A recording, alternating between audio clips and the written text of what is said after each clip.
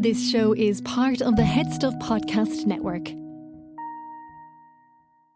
Welcome, gather round the fireside and listen to a tale of Fionn McCool, Cullen, Deirdre of the Sorrows, Grainne Whale. From giants right down to fairies, of both the drooping and solitary, and ghosts who are sometimes scary. Anything goes by the fireside. Yeah. Fireside, the Puka Fireside, the Merrow Fireside. Kings and queens fighting heroes, don't you run from the fun, there's no need to hide. Sit by the fireside.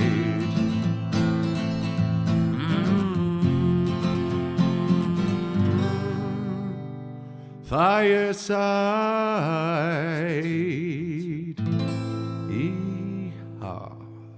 Hello and welcome to Fireside, the Irish storytelling podcast. Each episode of Fireside, we take a story from folklore or mythology, retell it, have a chat about the tale itself and about the craft, culture and history of storytelling. My name is Kevin C. O'Lahan.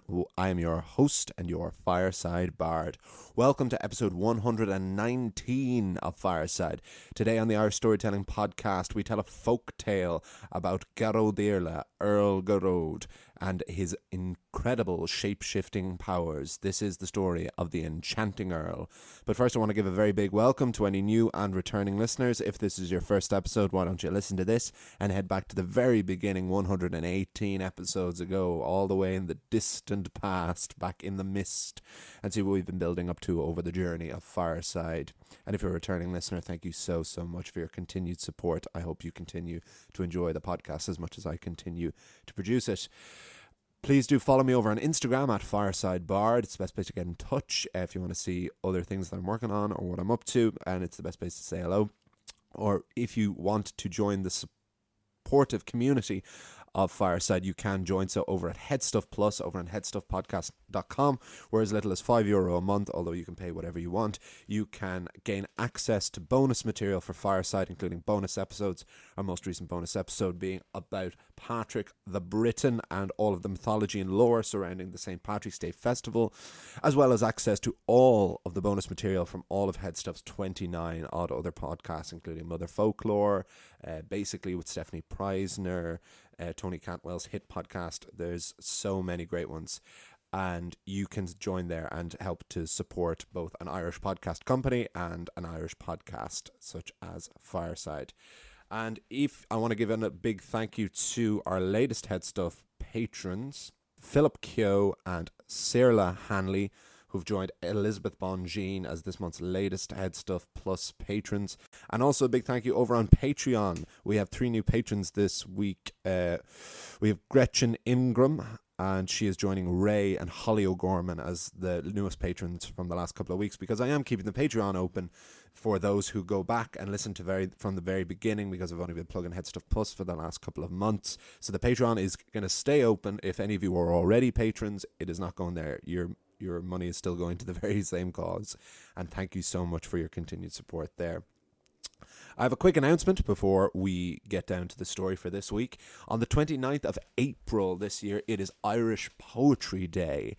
And I've spent a good deal, one of the very big sources of solace for me in the lockdown over the past over a year now, has been amassing a poetry collection, something I'm very excited about. And so for Poetry Day this year, I wanted to combine my two worlds of my love of storytelling, mythology and folklore, and this love of poetry.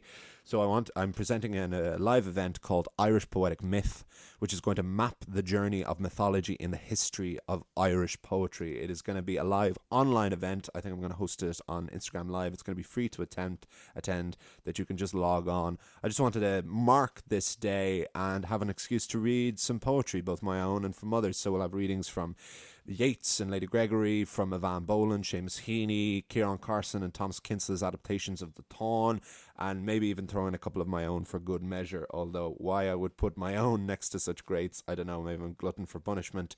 And I'm also going to throw in a few Irish tunes and songs for good measure, because I am a variety show soul at heart. I think it's just going to be a very nice event and a nice way to mark it. to mark Irish Poetry Day. I haven't really done any live online events for Fireside, and probably would say that it's a bit late now. But when I saw that it was Irish Poetry Day and that there was a theme to it, the theme of the series Maps and Journeys, and I just got very excited about presenting something. I think it'll work well as well, because I know these live events, some people do watch them live when they're on Instagram or Facebook or whatever, or you have to ticket and log in, and then they stay up, and then other people who didn't get to see it live can still watch it. I think poetry is actually a very good format for that, and Instagram has proved itself to be an incredibly good medium for poetry in general. But with poetry, it means that you can log in for a little while, you can log in for the whole thing, and you can dip in and out and just get little chunks throughout. So I think it's going to be a good event. I'll talk more about it in the coming weeks as it shapes up. But yes, Irish Poetic Myth on Poetry Day in Ireland this year, the 29th of April. The story for this week is another Irish fairy tale. And yeah, very much a fairy tale. And it's an interesting one, the difference between a folk tale and a fairy tale. Fairy tale is not usually among folklore is a term that's used. Wonder tale is usually what purists of the grim lore will usually like to say instead of fairy tale, because it is kind of a misleading name, because very few fairy tales have fairies in them, or it's certainly not a prerequisite to it being a fairy tale, because most of them are about princes or heroes, and they may encounter fairies, but they're less the actual point of it. But I still prefer fairy tale because it's closer to folk tale than wonder tale. To me, wonder tale sounds more like a tall tale, which has more of an element of being in the real world and being true, or like an exaggerated legend. But I've been thinking more about the distinction between fairy tales and folk tales, because I've been adapting a series of stories from Yeats's book on Irish fairy tales as opposed to his book on Irish folk tales. The book I work from is a compendium of these two, so it has both books in it. And I've mostly been working on the folk tales in the past, but I've been doing a lot of the fairy tales in the last couple of weeks, which is some of the ones like the 12 Wild Geese and those ones that have had versions rooted in Grimm, in the Brothers Grimm as well. So this does not have a correlation in the Brothers Grimm, this story, as far as I know. But something about it really grabbed me, which is usually something I just trust when adapting for this podcast. So it's a story called that I have called The Enchanting Earl. I think it is just called Garrod Eirla in the version by W.B. Yeats, but we'll chat a bit more afterwards. I'll get down to the story. This is the story of The Enchanting Earl on Fireside.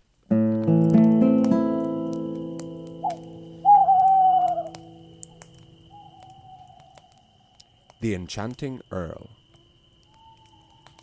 One of the great houses in Ireland, since the time of the Norman landings, has been Fitzgerald. The most famous example of this in the last century has been John Fitzgerald Kennedy. To quote Frank Costello from the Martin Scorsese movie The Departed, 20 years after an Irishman couldn't get a job in this country, we had the presidency. But contrary to this belief, Fitzgerald is not originally an Irish name. There are only 18 letters in the Irish alphabet, and one letter from the original Latin 26 that is missing is Z. So in that regard, Fitzgerald couldn't be an Irish name. The name Fitz of Fitzgerald, Fitzwilliam and Fitzpatrick came over to Ireland with the French Normans of the Middle Ages. Despite this, Fitzgerald very quickly became a powerful and authentic Irish family name. And once there was a Fitzgerald lord named Gerald. So to be clear, his name was Gerald Fitzgerald. But he was known by his Irish name, Garrod. And so beloved was Garrod that he was known as Garrod Eirla, Earl Garrod. For Garrod Eirla was a mighty warrior and a permanent thorn in the side of British occupation in this country. He lived in a great castle at Mullaghmast in south of what is today County Kildare. It was foretold that when the great fight for Irish freedom came, it was Earl Garrod who would lead the charge. Not only was he a formidable leader and warrior, but Garrod Iarla was also well versed in the black arts. He was a shapeshifter who could assume the form of any animal. But this was not a skill that all admired. Many believed that dabbling in the dark arts made Garrod Iarla the devil himself.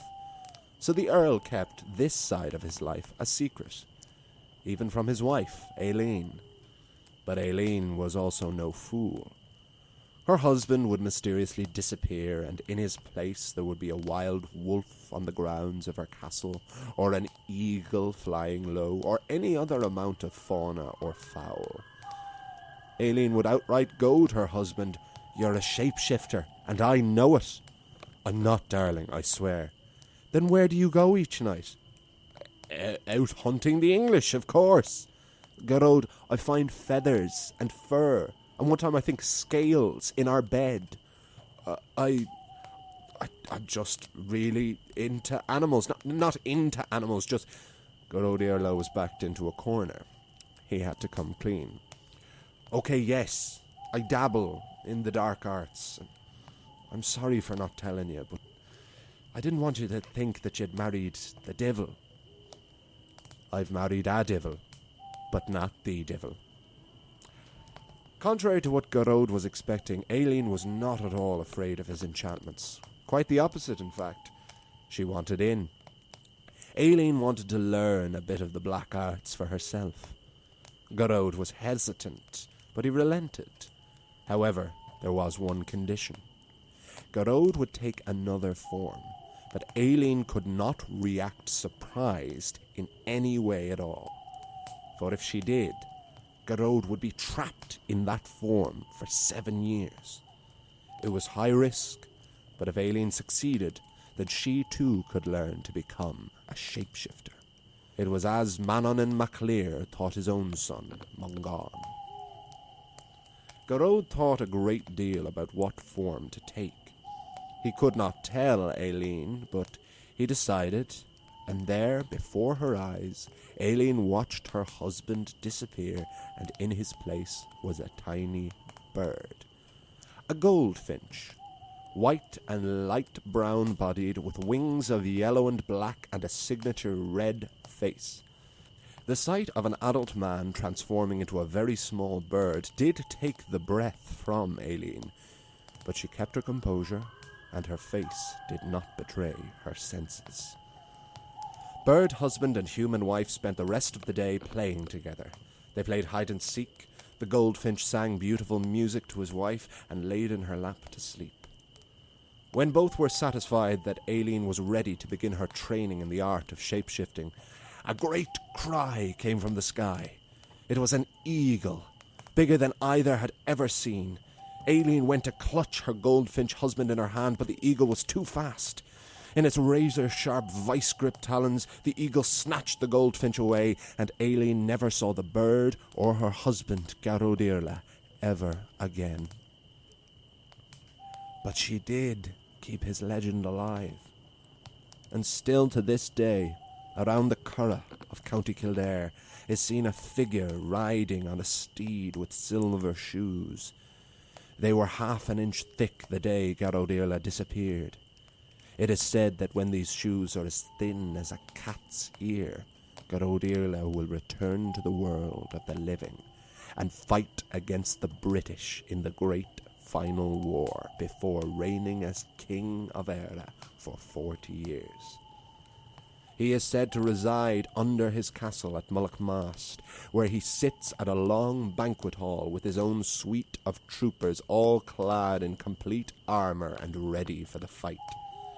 Their horses are in the stables, bridled and ready, and it will be a miller's son with 6 fingers on each hand who will blow his trumpet and alert the horses, who will neigh and whinny and wake their masters, and the battle will begin.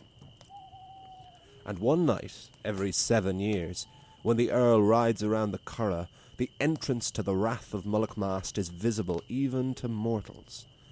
And 100 years ago, a horse dealer chanced upon it. He drunkenly wandered towards the light, and when he entered a colossal banquet hall filled with sleeping knights in full regalia, he very quickly sobered up. One knight awoke with the horse dealer's entrance and said, "Is it time yet?" The horse dealer, not knowing what answer would get him in or out of trouble, took a guess and said, No, it's not."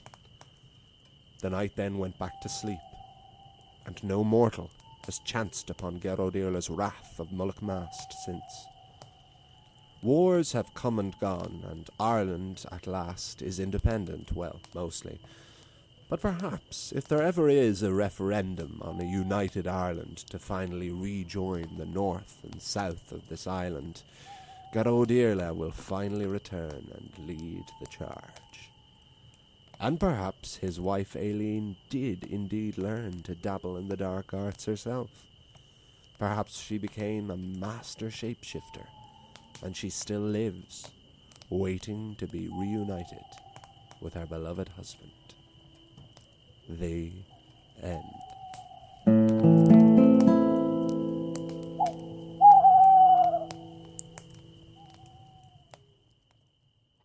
Folks, as you all know, Fireside is a proud son of the Headstuff Podcast Network, which is Ireland's largest network of independent podcasts and a loving home for the creative and indeed the curious. There are so many other podcasts I could recommend to you on the network, some of which inspired me to approach Headstuff myself. Here's a taste of one you might enjoy. Hello, I'm Emma Jane from Fail Harder, the podcast that chats to people at the top of their game about failure, from their first memory of failure to how they cope with it now. I have some unbelievable guests on the show like Paul Mescal, James Kavanagh, Georgina Campbell, the list just goes on. And of course, we'd be mad to take failure too seriously, so every week I have 20 questions in front of me, numbered at random. Most are straightforward, however some are a little more unconventional, and in the spirit of failure, my guest can pick the numbers. They might not like the results, but life's not fair and neither is my podcast. And that's the story of Gerodírla on Fireside, and I hope you enjoyed it. To get to the question that I didn't answer before, but just set up, of the difference between a fairy tale and a folk tale. A lot of the folk tales are about more archetypical people. That's usually what I say the difference between folklore and mythology is. Mythology is about gods and heroes, whereas folktales traditionally, there are exceptions and overlaps of course, but folktales traditionally are about you and me. They're stories of people that have been preserved by other people into folklore. But where fairy lore comes in is usually a bit grander. It's usually stories of princesses and castles, images that we don't associate with Ireland quite as much. But this story is quite political. It's quite rooted in the politics of Ireland. And, you know, I quite liked how that enriched it. Because it's quite simple. You know, we've been doing stories that had versions in Grimm, which structurally are usually watertight. They're perfect. They have their own perfect little beginning, middle, and end. Whereas this one is really a story just about a woman confronting her husband about being a shapeshifter, him turning into a bird, and then him being carried away forever, and she never sees him again. That's really what the story is. But what really enriches this, and why I like this story, The Enchanting Earl, so much, is the lore in the beginning and the after, the legend of Gerodírla, so that the story of what actually happened to him and what happened to his mortal form becomes a part of this story, but very much a part of the rest of it. And I loved getting a chance to quote Frank Costello from The Departed, because that is one of the best quotes about the Irish plight and Irish race in America, certainly, of the rise that there was, the sign around the place in a lot of places in Britain. And in the Brexit referendum, this sign did come back of no blacks, no dogs, no Irish. And yeah, 20 years after that, there was an Irish president in America. So it was a great thing back there. I mean, parents often talk about what a huge deal it was and what a fantastic thing it was to see Kennedy in the presidency. So nice to get a reference to that. And then, yes, we have this incredible image towards the end there that just makes me think of Pan's Labyrinth, which is one of my all-time favorite movies. It's probably the best fairy tale inspired film that has been made, outside the realm of Disney. It's the best adult fairy tale film, which, if anyone hasn't seen it, I will not spoil it, although please do yourself a favor and go and watch Pan's Labyrinth. It is in Spanish, but you will not notice that at all. Incredible. It's incredibly entertaining. It's scary. It's just really weird and wonderful, like everything Guillermo del Toro does. But there is this underworld and this kind of chamber underneath the protagonist, the hero's home, and which she goes down into and has to fulfill these tasks. And I won't say the details, but the pale man character in that, and the room that he inhabits, the banquet hall that he inhabits, really makes me think of this banquet hall that Geralt Iarla and his knights are housed in. You don't really hear of knights a huge amount in Irish lore. It is a very Middle Ages kind of English thing and British thing. You've got the Knights of the Round Table and King Arthur and Lancelot and Galahad. Whereas I've certainly never encountered stories of describing like a full regalia of armor and these knights and their steeds. And that's what was quite interesting here, especially considering this is a story about the preparation for a great battle.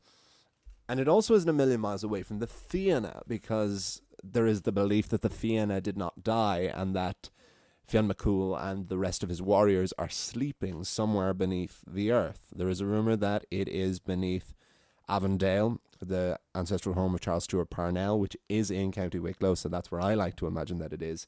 And that one day the Ard Fiann will be blown, this giant horn will be blown, and the Fenians will rise. And I suppose for a long time in Ireland, the belief would have been that the Fianna would return to help liberate the island from the British.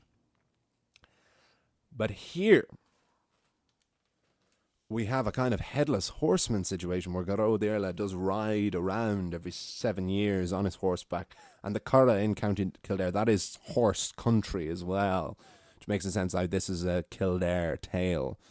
So we have this headless horseman situation where he rides around and you can see him, and there's just incredible details to this tale. So you have that his horse's shoe is a half an inch thick, and once it's been worn down to a cat's ear, to as thin as a cat's ear, is an incredible simile, that will be when the time will come.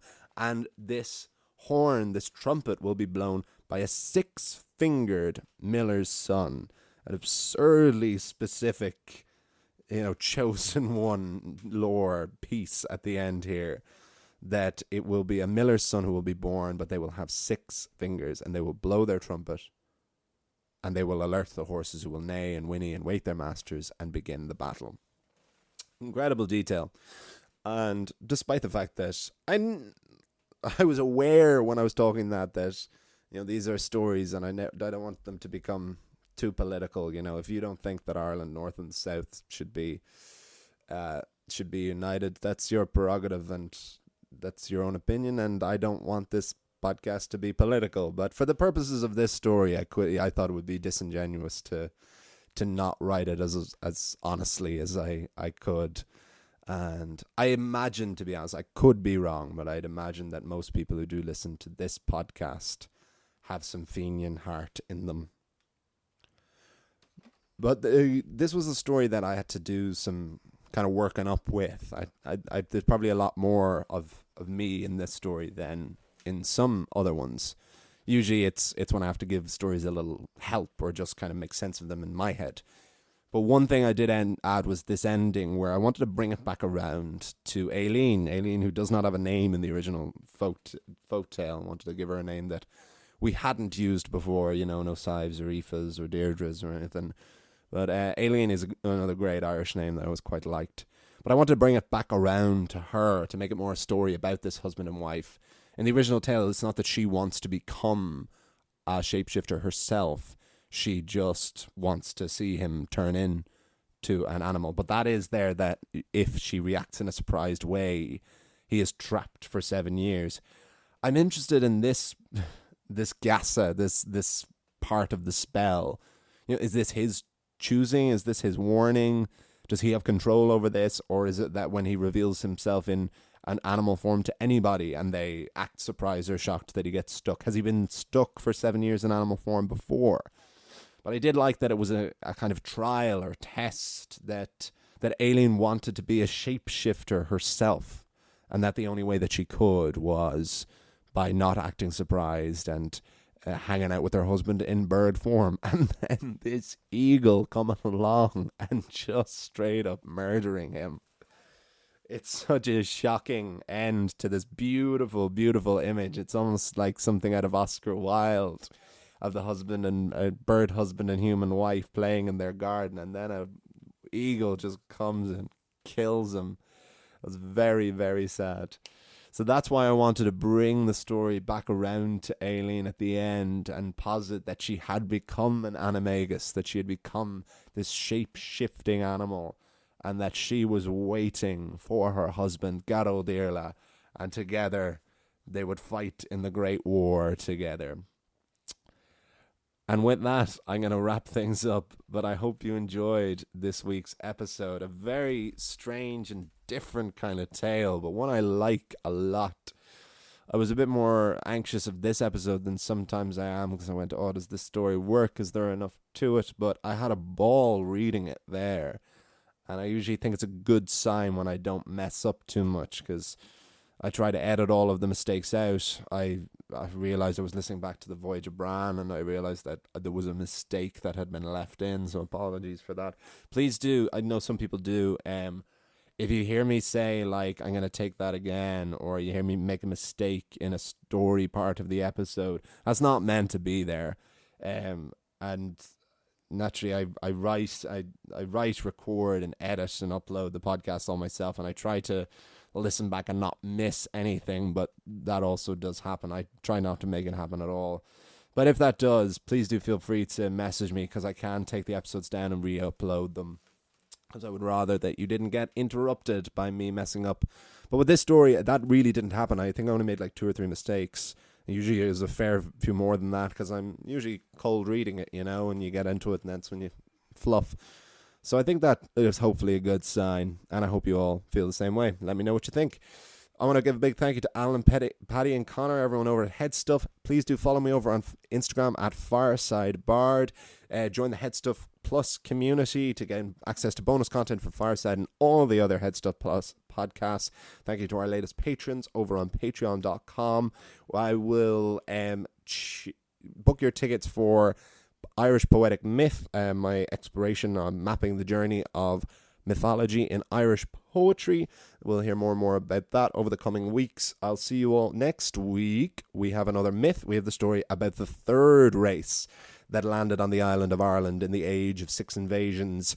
This is the story of the Nemidians of Nemid. I'll see you all. You'll hear me all next time. And remember, wherever you are and wherever you go, you can always join me by the fireside. This show is part of the Head Stuff Podcast Network, a hub for the creative and the curious. Shows are produced in association with Head Stuff and the Podcast Studios Dublin. Find out more or become a member at headstuffpodcasts.com.